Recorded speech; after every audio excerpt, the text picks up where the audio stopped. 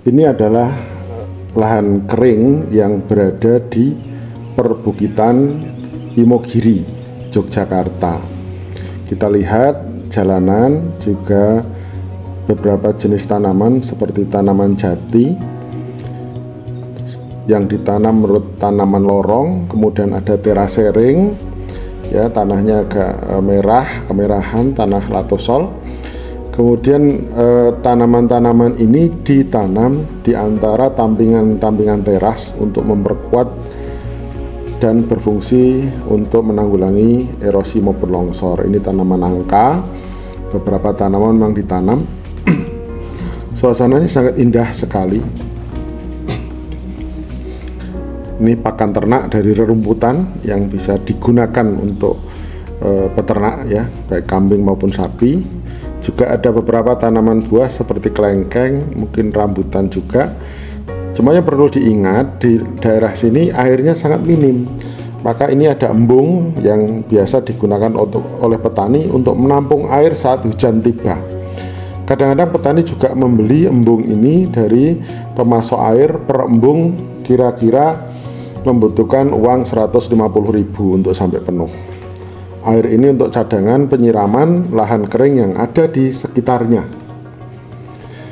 Ini petani pada awal musim hujan memanfaatkan untuk menanami bawang merah. Kata mereka bibitnya dari Brebes, ya, ditanam. Harapannya ini untuk menyambung bumbu-bumbu yang ada di dapur.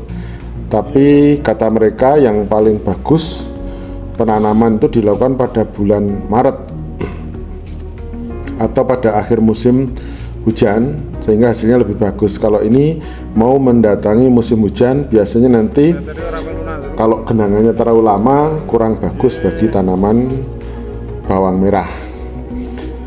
Tanaman bawang merah ini juga dikombinasikan, ya, kita lihat ini dikombinasikan dengan tanaman kacang tanah. Jadi ada ini bawang merah, kemudian nanti kita lihat juga tanaman kacang tanah ditanam di bagian tepinya. Jadi petani dengan keterbatasan air, walaupun tanahnya relatif subur, mereka memanfaatkan lahan secara optimal.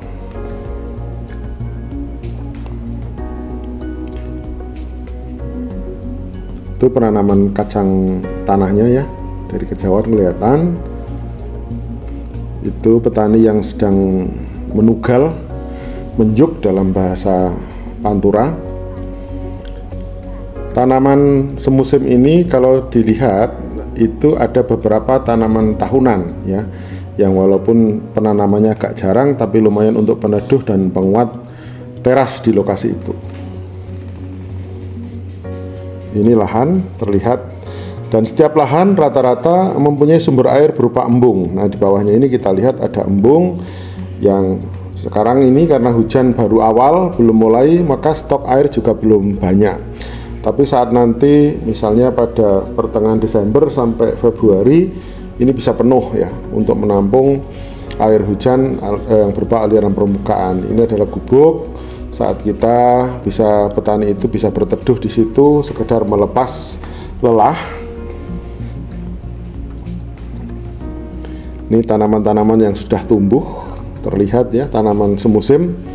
Harapannya nanti jika ada hujan bisa ditanam setahun 2 kali. Ini juga embung. Di tepinya dikasih bebatuan untuk menahan agar aliran permukaan tidak membawa tanah dan mempercepat pendangkalan embung. Ini tanaman kacang tanah sudah mulai tumbuh, mungkin sekitar 2-3 minggu. Terlihat yang hitam-hitam itu adalah pupuk kandang atau pupuk organik yang digunakan untuk menyuburkan tanaman. Nah, ini survei yang dilakukan untuk persiapan praktikum.